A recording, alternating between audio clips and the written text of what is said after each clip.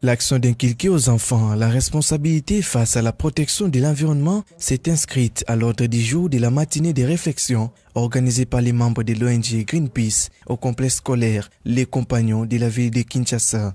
Ces élèves ont été sensibilisés afin de cultiver dès le bas âge un esprit de compréhension, de paix, de tolérance, d'égalité des écosystèmes afin d'engendrer une génération consciente sur les questions liées à l'équilibre de la planète. Cette activité organisée ce vendredi 3 juin rentre dans le cadre de la célébration de la Journée internationale de l'environnement. Nous avons choisi les enfants aujourd'hui ou la jeunesse parce que, comme on le dit, la jeunesse est l'avenir de demain. Ce sont eux qui seront responsables de notre environnement d'ici peu. Donc il était important aujourd'hui, vous avez entendu les élèves eux-mêmes parler de tous les sujets sur lesquels nous avons échangé ici. Ils ont parlé de la déforestation et de tout ce qui va avec. Ils ont parlé du changement climatique. Ils ont parlé en tout cas de tous les sujets, de la pollution de plastique. Nous sommes contents de voir cette jeunesse être en quelque sorte s'engager dans le combat de la protection de l'environnement. Je suis élève et je protège la forêt et plus qu'un slogan pour se sensibiliser. La protection des sols, des ressources en eau et en nourriture, la lutte contre la pollution de l'environnement par les plastiques et plus que jamais aussi l'engagement de ces jeunes sensibilisés. Il faut aimer ta nature, façon dont tu es, parce que dans la forêt, il y a aussi des gens qui vivent là-bas. Quand on coupe les arbres, nous sommes en train de les priver. Ils ne peuvent rien faire parce qu'on leur prouve de tout. Il y a des animaux qui vivent là-bas. Dans la forêt, il y a des étangs, il y a des crocodiles qui vivent là-bas. Donc quand on coupe les arbres, donc, ils sont là, ils n'ont rien à faire. Donc j'ai compris. Et puis je me tiens aujourd'hui devant vous pour vous dire que même moi-même, je peux plus jeter quelque chose parce que c'est d'abord c'est sale. On jette les papiers comme ça, les trucs, les bouteilles, c'est pas bien. Donc on nous a interdit ça aujourd'hui. Couper un arbre dans des forêts congolaises pour des besoins économiques a des répercussions sur l'environnement du pays et la biodiversité du monde. La RDC risque non seulement de perdre son vivrier d'emploi, des ressources économiques, sociales et médicinales, mais aussi foudre en l'air la vie des habitants dépendants directement de ces zones forestières. Aujourd'hui, le monde fait face à des terribles problèmes où le forêt se révèle être la réponse à tous ces problèmes. Nous faisons face à un problème où nous voulons détruire nos forêts pour laisser place à l'économie. On veut se développer, on veut, mais tout ça, la forêt reste notre seule solution pour pouvoir faire face à tous ces problèmes. La prise de conscience est à tous les niveaux. La participation à l'effort de sensibilisation et de formation des élèves autour des enjeux de préservation des forêts, de lutte contre la déforestation est maintenant une préoccupation pour les responsables de cet établissement. Nous allons aussi insister pour ça. Surtout nous en souffrons aussi des bouteilles en plastique, des sachets, tout ça. Nous en souffrons. Et nous allons profiter de ceci pour marteler sur ça. Et je sais que nous avons des professeurs que nous allons sensibiliser aussi. Ils ont été là, ils ont entendu. Dans leur programme de cours, ils vont toujours répéter pour que ce soit une habitude chez nous. Vraiment, s'il faut mobiliser la presse, tout ça, pour les pareilles activités, c'est très bien pour que la jeunesse congolaise puisse prendre une autre orientation. Les forêts sont des alliés de l'humanité. Les effets des changements climatiques, la disparition des espèces floristiques et fauniques n'épargnent personne. Le monde tend vers la préservation des équilibres sociaux et écologiques. Greenpeace appelle les uns aux autres à emboîter les pas dans la restauration des écosystèmes pour la réforestation, la promotion des pratiques agroforestières et les droits des peuples autochtones vivant en forêt, mais surtout rendre un service à la nature qui rend chaque jour de multiples services inestimables à l'homme. La ville de Kinshasa, impliquée comme membre prenant part aux travaux du comité organisateur de la visite du pape François en République démocratique du Congo, attend s'organiser pour gérer au mieux son environnement. Telle est parmi des mesures phares prises par les autorités congolaises en approche de ces grands événements mondiaux. La politique de gestion des déchets les déplacements des fidèles et la situation sanitaire, ainsi que l'état d'avancement des préparatifs, ont été présentés par les coordonnateurs de ces projets événementiels, Jésus Noël Tchéké, accompagné du nonce apostolique Monseigneur Balestero et du ministre des Médias et porte-parole du gouvernement, Patrick Mouyaya, au cours d'un briefing de presse organisé le mardi 2 juin à Kinshasa. Il y a un plan de déploiement de poubelles qui est déjà cartographié pour chaque site qui va recevoir l'événement pour l'arrivée du pape.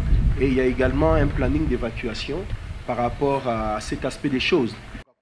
Avec un espace de plus ou moins 850 000 mètres carrés, le site d'Endolo, situé du côté des centres-villes de Kinshasa, accueillera plus de 2 millions de fidèles pour la grande messe papale. Kinshasa, une ville de plus de 10 millions d'habitants, aura du mal à offrir des espaces pour habitation à ces voyageurs du monde. La question est prise au sérieux au niveau des autorités et une commission est mise en place pour pallier aux défis. Nous avons reçu la charge du gouvernement de pouvoir aménager 6 sites en silos pour accueillir les différentes activités du Saint-Père. Et nous avons 5 sites à Kinshasa et un site à Goma. Ici, nous sommes en Ndolo, c'est le principal site de Kinshasa, parce que c'est ici qu'il y aura la grande messe. Et ces sites tels que vous voyez, nous travaillons sur un espace de plus ou moins 850 000 mètres carrés.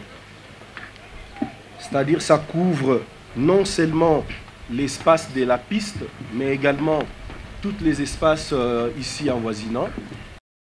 L'État congolais promet l'implication de son ministère des Transports à la libre circulation des chrétiens catholiques venus de tous les 4 coins du monde, au ministère de la Santé à accorder des soins appropriés et au ministère de l'Infrastructure à aménager des espaces favorables afin d'assurer le bon déroulement de cet événement. Au niveau du gouvernement, il y a un plan global de comment on va organiser des interventions sanitaires parce que tout le monde peut être touché ces jours-là du fait de la masse, de comment les services de secours vont opérer. Et donc, il faut vous rassurer que toutes les questions sont analysées de manière étroite avec l'Église, avec nous. Mais ce sera un grand défi pour tout le monde ces jours-là. Et donc, on va s'assurer que si les docteurs Mouyembe devraient dire que la Covid n'est pas passée, s'il faut porter les masques, les gens devront porter les masques. Mais regardez, nous sommes dans un décor naturel, ce qui peut faciliter justement les respects des gestes barrières. Pour se prévenir des attroupements et d'une éventuelle contamination au Covid-19, les sites d'Endolo offrent 32 voies d'accès et de sortie, lesquels accès tiennent compte de la mobilité des Kinois, répartis en 4 districts de la ville. Il s'est clôturé ce jeudi 2 juin à Kinshasa, l'atelier sur comment mesurer la déforestation de forêts communautaires de la RDC. Il était question dans cette dernière phase de finaliser l'outil moteur de collecte des données sur le terrain présenté par la RFUK afin de permettre à la communauté de procéder à la perception de la déforestation des zones d'intérêt dans les forêts communautaires. C'est un concept assez large et il est important que lorsqu'on parle de ça, que les communautés puissent vraiment comprendre et savoir de quoi il est question et pouvoir dire justement pour eux quelles sont les causes, et puis ça va justement aider plus tard pour ce qui est des CFCL à réfléchir sur des mesures à mettre en place pour s'assurer que leur espace qui leur a été concédé est géré de manière durable. Présente à cette activité, le participant s'est dit satisfait de la présentation de cet outil de l'évaluation de la déforestation qui aura un apport non seulement pour la communauté locale, mais aussi pour les organisations environnementales. Oui, effectivement, c'est vraiment primordial, c'est capital, puisque dans cet outil, il y a un certain nombre de questions que nous devons poser aux communautés. Et à partir de ces questions, on saura que cette communauté préserve les forêts ou bien il exploite les forêts d'une manière durable ou pas. Et avec cette exploitation, ça pourra aussi améliorer leurs conditions de vie ou bien développer les communautés. Une sonnette d'alarme a été lancée au ministère de l'Environnement et du Développement durable a intégré cet outil dans la réflexion afin de réunir plusieurs autres outils qui seront utilisés dans le cadre de la foresterie communautaire pour le meilleur suivi de ces forêts en RDC. 348 cas probables d'hépatite d'origine inconnue ont été répertoriés par l'Organisation mondiale de la santé OMS dans plusieurs pays. Cette annonce a été faite mardi 31 mai 2022 au cours d'une conférence de presse organisée par cette organisation à Genève. À en croire Philippa Easterbrook du Programme mondial de l'OMS sur l'hépatite, des progrès importants ont été réalisés en ce qui concerne les investigations complémentaires et l'affinement des hypothèses de travail. Pendant ce temps, en République démocratique du Congo, un centre de recherche en phytothérapie, pharmacopée africaine et technologie pharmaceutique, CREPAT, travaille à Kinshasa sur un produit nommé Dubase, reconnu pour son efficacité dans le traitement de l'hépatite, en plus du Covid-19. Au départ, c'était conçu pour traiter le VIH. Ensuite, avec la pharmacovigilance, on a découvert que c'était aussi efficace contre les hépatites. À travers le CREPAT, la RDC pourrait se présenter comme solution pour les pays touchés. Nous sommes en contact avec plusieurs patients qui sont à l'étranger, notamment en France, en Belgique, en Australie, en Grande-Bretagne, au Canada et dans plusieurs pays à qui nous envoyons les médicaments et qui sont soignés par Dubase. Et plusieurs entreprises ici en RDC avec qui nous sommes en partenariat, ils soignent leurs patients d'hépatite avec Dubase. Nous avons aussi des patients dans l'armée, donc nous travaillons déjà dans ce sens-là, bien qu'on ne collabore pas encore avec les États. Notons que l'hépatite est une inflammation du foie causée soit par une infection, soit par une consommation exagérée de l'alcool. L'entreprise Regent Ressources a répondu positivement à l'appel du chef du gouvernement congolais. Lors du forum Indaba Mining Investing, un appel aux hommes d'affaires à venir investir en République démocratique du Congo. Cette société du groupe canadien-américain attend travailler dans plusieurs domaines, à savoir l'exploration, l'extraction, la production et la fabrication en vue d'aboutir aux produits proprement congolais. L'annonce a été faite au sortir de l'audience accordée par la ministre des Mines, Antoinette Tsamba Kalambay. La société, c'est Regent Resources. Nous sommes des gens qui sont basés dans plusieurs pays, dans tout ce qui est développement et tout ce qui est mines, etc.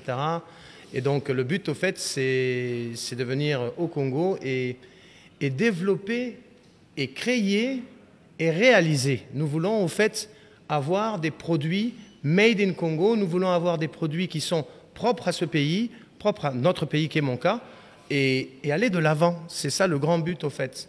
Et couper un peu toutes ces mœurs et avancer au nom du pays. Ces investisseurs se disent être marqués par l'attention de la République démocratique du Congo et surtout sa détermination à privilégier ses intérêts dans le secteur des mines. C'est surtout ça qui nous a été très très intéressant, c'est de voir que l'esprit de son excellence, c'est penser Congo. Penser Congo, allons-y pour le Congo. Et nous continuerons pour le Congo. Rappelons que, lors de son speech du haut de la tribune du forum Indaba Mining Investing, tenu le mois dernier à Cape Town en Afrique du Sud, le chef du gouvernement congolais, Jean-Michel Sama Lukonde, avait lancé une invitation solennelle aux hommes d'affaires à venir investir dans le pays.